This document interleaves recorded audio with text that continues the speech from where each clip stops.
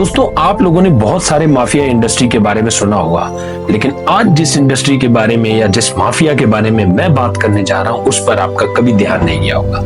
अगर गया होगा तो आप लोगों ने बहुत उसको आसानी से इग्नोर कर दिया होगा।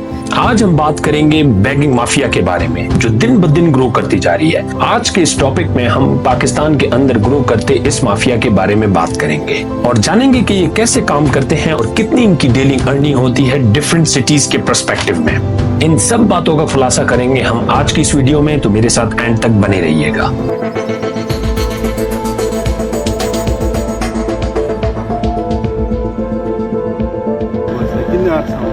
मैंने खड़ा होने के अल्लाह जानदा पिया ते मजबूर बंदा यार है फाड़े सामने ना साइड ते कर लेना इधर देखना इधर नु और एक मिनट और गल सुन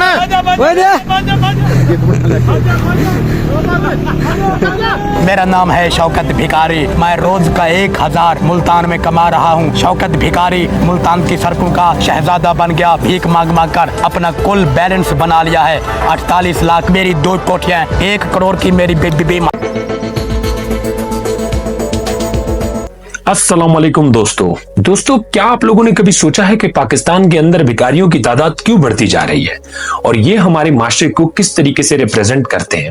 क्यों हमें हर ट्रैफिक सिग्नल पर वही चेहरे नजर आते हैं जो जिंदगी गुजारने के लिए भीख मांगते हैं? नाज़रीन, आज हम पाकिस्तान के अंदर बढ़ते हुए भिखारियों के बहरान की हकीकत को बेनकाब करेंगे। उस बच्चे से लेकर जो सिग्नल पर आपकी खिड़की पर दस्तक मार रहा है, उस बूढ़ी औरत तक जो फुटपाथ पर बैठकर भीख मांग रही है। दोस्तों, हमारी सोसाइटी में भीख मांगना एक रोजमर्रा जिंदगी का हिस्सा बन चुका है। जब आप किसी बाजार में जाते हैं या किसी सिग्नल पर रुकते हैं तो आप लोगों को बेशुमार हाथ मदद के लिए बढ़ते हुए नजर आते हैं। फिर चाहे किसी चौराहे पर बूढ़ा या जवान आदमी हो जिसके पास बैसाखी हो, या वो जवान लड़की जो फूल या पेन बेचने की आड़ में भीख मांग रही है। दोस्तों, अप्रैल 2024 में शाया होने वाले डॉन न्यूज़पेपर के एक आर्टिकल के मुताबिक पाकिस्तान के अंदर इस वक्त 38 मिलियन भिखारी हैं, यानी 3 करोड़ 80 लाख भिखारी हैं, जिनमें बच्चे अगर आप लोग काउंट कर लें तो 4 करोड़ के लगभग भिखारी पाए जाते हैं पाकिस्तान के अंदर। दोस्तों, आप लोग सोचते होंगे कि ये भिखारी कितना ही कमा लेते होंगे, लेकिन इनकी एवरेज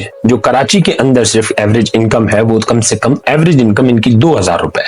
उसके अलावा लाहौर के अंदर 1400 रुपए, इस्लामाबाद के अंदर 950 रुपए इनकी एवरेज इनकम है पर डे की। और अगर इनकी नेशनल एवरेज इनकम देखी जाए, यानी कि पूरे पाकिस्तान में जो भिखारी औसतन कमा लेते हैं वो 850 रुपए ये लोग कमा लेते हैं एक दिन के अंदर। दोस्तों, अब जो मैं फिगर आप लोगों को बताऊंगा वो आप लोगों के लिए बहुत हैरान करने वाले होंगे, क्योंकि एक दिन के अंदर पाकिस्तान के अंदर जो भिखारी हैं वो 32 बिलियन रुपीस कमा लेते हैं, यानी कि 32 अरब रुपए ये लोग पाकिस्तानियों की पॉकेट से निकाल लेते हैं एक दिन के अंदर। दोस्तों, इनका अगर आप सालाना फिगर सुनेंगे तो आप लोगों के लिए बहुत हैरान कुन होगा, क्योंकि एक साल के अंदर कोई अच्छी इंडस्ट्री, कोई वेल ग्रो इंडस्ट्री भी इतना नहीं कमा सकती जितना साल के अंदर ये भिखारी लोग कमा लेते हैं। ये भिखारी जो फकीर पाकिस्तान के अंदर जो एक माफिया है, ये एक साल के अंदर 117 ट्रिलियन रुपीस कमा लेते हैं, यानी कि पाकिस्तानी रुपीस में 117 ट्रिलियन। अगर इनकी मैं डॉलर में बात करूं तो 42 बिलियन डॉलर, यानी कि 42 बिलियन डॉलर ये लोग एक साल के अंदर पाकिस्तानियों की जेब से निकालते हैं। जी हाँ दोस्तों, ये 42 बिलियन डॉलर पाकिस्तान के अंदर वो लोग कंज्यूम कर रहे हैं जो नॉन प्रोडक्टिव इकोनॉमी के अंदर शो होते हैं। यानी कि इसका अगर इकोनॉमिकल इंपैक्ट देखा जाए तो 12% ऑफ जीडीपी, पाकिस्तान के 12% जीडीपी का हिस्सा जो है वो नॉन प्रोडक्टिव, यानी कि नॉन प्रोडक्टिव लोग जिनका कोई कंट्रीब्यूशन इकोनॉमी के अंदर नहीं होता, वो बैठ के कंज्यूम कर रहे हैं। दोस्तों, यही बेगर्स का मसला जो है एशिया की दूसरी कंट्रीज में भी है। इसी तरह बांग्लादेश ने भी अपने जो प्रोफेशनल बैगर्स थे इनकी जो कंट्री के अंदर, उनको खत्म करके इन्होंने 4 साल के अंदर 52 बिलियन डॉलर रेज किए, जो मेरे ख्याल में बहुत बड़ी अमाउंट है एक इकोनॉमी को बूम देने के लिए। दोस्तों, 2022 में पब्लिश हुए एक आर्टिकल में बड़ी अच्छे से इनके कैरेक्टरिस्टिक्स को बताया गया है कि किस तरीके से ये कैसे कैरेक्टरिस्टिक्स अडॉप्ट करके और कैसे लोगों को इमोशनल करके और ट्रेडिशनल टर्म्स यूज करके लोगों से भीख मांगते हैं। इनमें कुछ इन्होंने कैरेक्टरिस्टिक्स जो है वो ट्रेडिशनली, और ये भी बताया कि कैसे ये लोग for for the sake of Allah, यानी कि अल्लाह के नाम पे किस तरीके से ये लोग मांगते हैं और कौन कौन से अल्लाह के नाम पे ऐसे कैरेक्टरिस्टिक्स हैं जो ये लोग अडॉप्ट करते हैं। दोस्तों, इन बेगर्स को इमीडिएटली कंट्रोल करना तो बहुत ही मुश्किल है। अगर इन पे कंट्रोल पाना है तो आहिस्ता आहिस्ता इनके ऊपर काम करना होगा।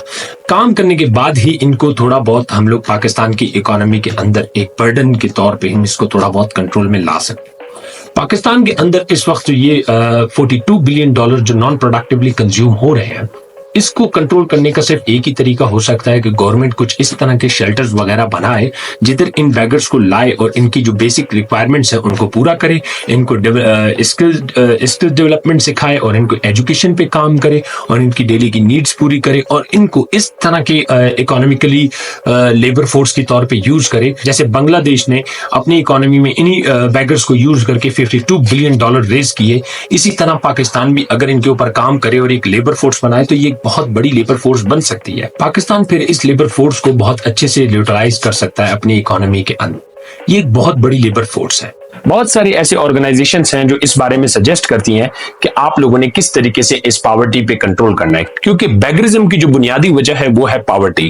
तो इस पॉवर्टी पे कंट्रोल करने के लिए बहुत सारी ऐसी ऑर्गेनाइजेशंस हैं जो सजेस्ट करती हैं। इसमें जो इंटरनेशनल ऑर्गेनाइजेशन सजेस्ट करती हैं उसमें UNICEF, World Bank, International Labour Organization, ये सारी की सारी पॉवर्टी को खत्म करने के लिए बहुत सारी ऐसी सजेशंस और पॉलिसीज बयान करती हैं जिसको अडॉप्ट करके इस पॉवर्टी के ऊपर कंट्रोल किया जा सकता है, यानी कि बैगरिज्म के ऊपर कंट्रोल किया जा सकता है। बैगरिज्म दोस्तों ऐसा एक सोसाइटी में दीमक है जो सोसाइटी को आहिस्ता ही आहिस्ता खोखला करती जाती है। इसको अगर जल्द से जल्द ना कंट्रोल किया गया तो इनकी तादाद दिन ब दिन बढ़ती ही जाएगी पाकिस्तान के अंदर। क्योंकि इस मसले को अगर हम लोगों ने आज सीरियस नहीं लिया तो आज 4 करोड़ बेगर्स हैं तो कल 8 करोड़ बेगर्स भी हो सकते हैं। उम्मीद करता हूं आज की वीडियो आप लोगों के लिए इंफॉर्मेटिव रही होगी। मुझे लाइक एंड सब्सक्राइब करें। आज की वीडियो हमारी यहीं तक की थी। दुआओं में याद रखिएगा। Thank you so much.